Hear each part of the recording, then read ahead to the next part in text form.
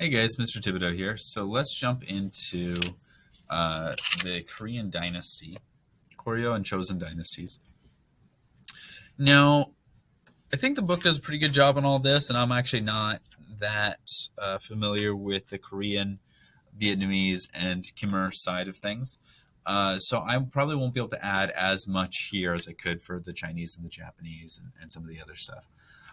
Um, so I think it's important to know. I know this was technically last week's, but I think it's important to start here. The Japanese occupied Korea from 1910 to 1945. Okay, that was 35 years of Japanese occupation.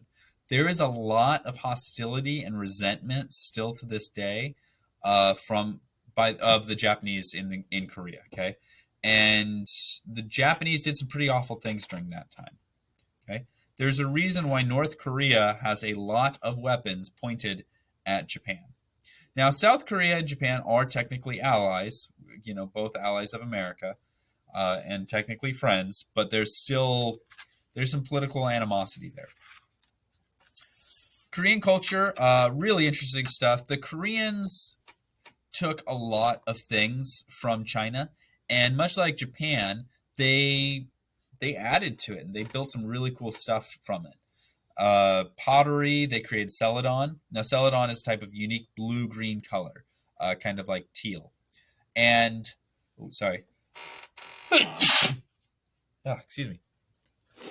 Now, the celadon is also the name of a gym or a city in Pokemon because all of the gyms are named of different colors and stuff. Let's see. Kimchi, super delicious. Spicy pickled cabbage. Kind of not really like sauerkraut. Very different. But I mean, I guess they're both pickled cabbage. But technically, kimchi can be anything pickled. But like they'll pickle carrots and stuff. Let's see. Really interesting way of heating things. The ondol. Okay. The hanbok is pretty similar to a kimono, but a little different. Here we see sort of what China, Korea, Japan, Dai Viet, and Khmer. Dai Viet, of course, eventually turns into Vietnam, and we see it can take more of this. In fact, I'll show you what it looks like today. So here we have China all up here, North Korea, South Korea, Japan, Taiwan, which China still says it controls, so that's a big political issue right here. China says that Taiwan is owned by it, and Taiwan says it's its own thing. The Philippines, which are pretty dang close to China. Vietnam over here, okay, all the way from Hanoi, the capital, down all the way down. Ho Chi Minh City is a big one. Cambodia, Thailand. Cambodia, of course, is going to be the Khmer. Okay, Laos is up here, and remember, North Korea and South Korea still separated. The demilitarized zone is that line right here. Okay. Okay. Now we'll jump back here. So that's what that looks like today. Let's see.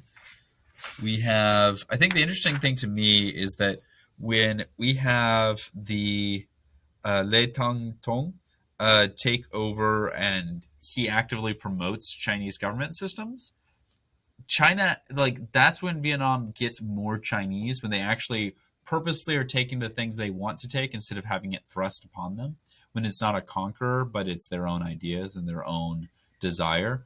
So I think that's really interesting. The Angkor Wat and the Khmer Empire is really interesting. They had really, really massive and powerful empire. They built this truly beautiful city complex. The Angkor Wat is really cool. Let me show actually a picture of you can see it. This is what it looks like from a distance. Okay, Really, truly beautiful sort of place. Right next to a river. Okay. Really cool.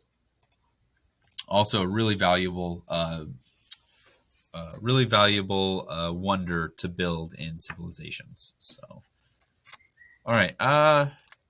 It's unfortunate that it like that was completely consumed by the jungle and lost for a long time. It's one of the lost cities or the lost relics of the ancient world, and then it was found. It's really cool, but it was looted a lot up till then. So, all right, that's all I got for you guys. But we'll continue on later.